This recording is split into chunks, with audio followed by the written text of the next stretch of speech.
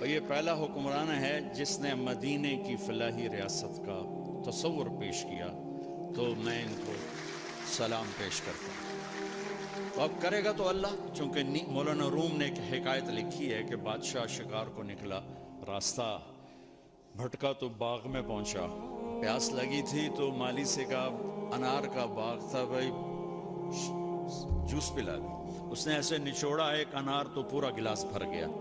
تو بادشاہ کے دل میں آیا کہ اس پر تو ٹیکس لگنا چاہیے، یہ ٹیکس فری کیوں ہے؟ تو اس نے کہا ایک اور پلا، اس نے دوسرا نچوڑا تو گلاس آدھا ہوا۔ تو بادشاہ نے کہا پہلے بھر گیا اب آدھا، کہنے لگا یہ لگتا ہے بادشاہ دی نیت خراب ہو گئی ہے۔ تو بادشاہ نے دل میں کہا یا اللہ میری توبہ، میں نہیں ٹیکس لگا تھا۔ کہا بھائی ایک اور پلا، اس نے پلایا تو پھر پورا بھر گیا۔ تو اس نے کہا اب کیوں پورا بھر گیا؟ کہا جی لگتا ہے نیت ٹھیک ہو گئی ہوگی۔ تو بادشاہوں کی یعنی اہل حکومت کی نیت کا اثر ہوتا۔ یہ پہلا شخص ہے جس نے کہا میں اسے فلاحی مدینہ کی فلاحی ریاست بنوں گا، اللہ انشاءاللہ بنائے گا۔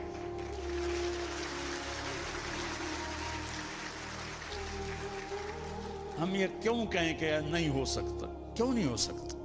انما امرہ اذا اراد شیئا ان یقول له کن فیکون فسبحان الذی بیدہ ملکوت کل شیء والیہ ترجعون۔ جب کرنا اللہ نے ہے تو طارق جمیل کیا اور عمران خان کیا؟ نیت ہماری دیکھے گا، ہمارا جذبہ دیکھے گا۔ تو میں ابراہیم علیہ السلام کی دعا میں 3 بنیادیں ہیں، ان 3 بنیادوں کو اٹھایا جائے گا تو یہ ذیلی مسئلے خود بخود حل ہوتے چلے جائیں گے۔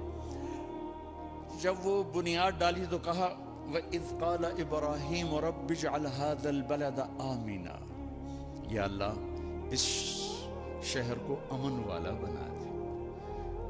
فلاحی ریاست کا پہلا تصور جو ابراہیم علیہ السلام نے پیش کیا کہ یا اللہ اس ریاست کو امن والا بنا دے۔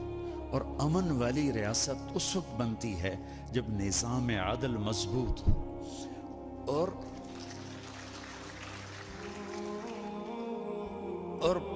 پولیس مضبوط ہو۔ پولیس پر سیاسی لوگوں کا جب تک تسلط رہے گا نظام لوگوں کو انصاف نہیں مل سکتا۔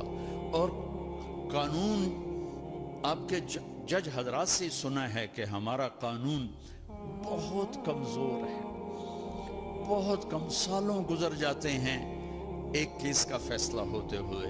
اس میں کیا کرنا چاہیے؟ یہ سارے فاضل جب صاحبان، یہ بہت بڑی ہمارے پاس اللہ کی نعمت ہیں، ان کے ذمہ جو کام نہیں وہ بھی کرتے رہتے ہیں۔ سبحان اللہ، سلام ہے آپ کو۔ تو پہلی بات کہ یا اللہ اس بستی کو امن والی بستی بنا دے۔ دوسری بات وَارْزُقْهُم مِّنَ الثَّمَرَاتِ لَعَلَّهُمْ يَشْكُرُونَ، یا اللہ اس ملک والوں کو، اس دیس والوں کو پھل کھلا، روٹی نہیں آکھیا، پھل کا وہ کہتے ہیں جب معیشت مضبوط ہوتی ہے، اکانومی جب مضبوط ہوتی ہے۔ تو دوسری چیز فلاحی ریاست کی وہ معیشت ہے، اور معیشت اس وقت مضبوط ہوتی ہے جب انفرادی سطح پر تاجر سچ بولے، جھوٹ نہ بولے، سٹا نہ کھیلے، جوا نہ کھیلے، ذخیرہ اندوزی نہ کرے، دو نمبری نہ کرے، وعدہ خلافی نہ کرے۔ ایک نبی کی حدیث سنا دیتا ہوں اس کے ساتھ۔ میرے نبی نے فرمایا 4 باتیں مجھ سے لے لو اور آنکھیں بند کر کے سو، صرف 4، کہ 4 باتیں مجھ سے لے لو، دنیا بھی تمہاری ہے آخرت بھی تمہاری ہے۔ اربع اذا كانت فيك ما ضرك ما فاتك من الدنيا، حفظ امانت، صدق حدیث، حسن خلیقت، عفت فی طعمت۔